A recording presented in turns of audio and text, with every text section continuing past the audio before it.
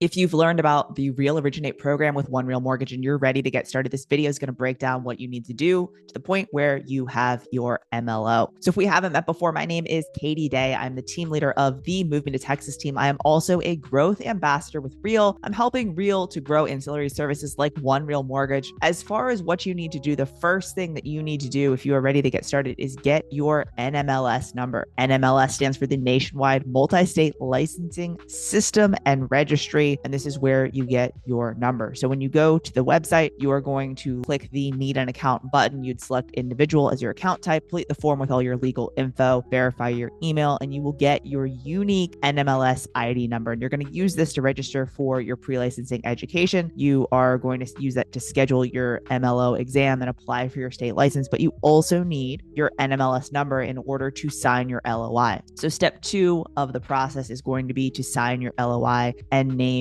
your sponsor. So your sponsor can be your sponsor at Real. It can also be someone else. This is going to be the person that has most influenced your decision to come on board with ORM. It is also going to be someone that will be giving you ongoing support in training and coaching in both attracting and doing more loans with ORM. So once you have gotten your number and you've signed your LOI, the next step is for you to complete your education. The Mortgage Educator site is a site that a lot of the people that are doing the RO program at ORM have used because there is a discount code for One Real Mortgage that's already built into the site. Click the new license option and then select complete the track as well as your state. And then you can include test prep or you can do it separately or on a different website, but a lot of people just buy it all at once. Most states have a little bit of state requirement that you need to do. And then you also need to complete the national hours for education as well. Once you complete your education, then you should do some practice exams. Again, if you use Mortgage Educators, you can buy the test prep when you initially buy the pre-licensing education. But if you don't, you can buy practice exams at the Mortgage Educator site or on other sites as well. Once you feel like you are ready to go and you've been acing your practice exams and you know all your vocabulary and you feel comfortable, you'll log into the NMLS to schedule your national safe MLO exam through their testing portal. You then go and take the exams. You do need to get a 75% or better on the exam in order to pass. If you fail on your first attempt, there is a 30-day waiting period before you retake the test after you failed. And if you take the test 3 times after your 3rd time without passing, the waiting period is 6 months. So you really want to make sure you are ready to take the exam. After you take the exam and you pass it and you ace it, you need to notify your sponsor that you've passed and they will get you the information you need in order to onboard with ORM. Your sponsor will send you what is called the Level Up form. This link allows you to get the offer letter process initiated from HR. It does take anywhere between 7 to 10 days from the time that you complete that Level Up form to the time that you actually get an offer letter sent to you. But in the meantime, what you need to do is submit your license application to NMLS. This is where you're applying with the state, you're getting your fingerprints and background check, credit report, things like that in order to become an inactive MLO. So the next step would be to get an offer letter from HR. This does generally take around 7 to 10 days from the time that you fill out the Level Up form.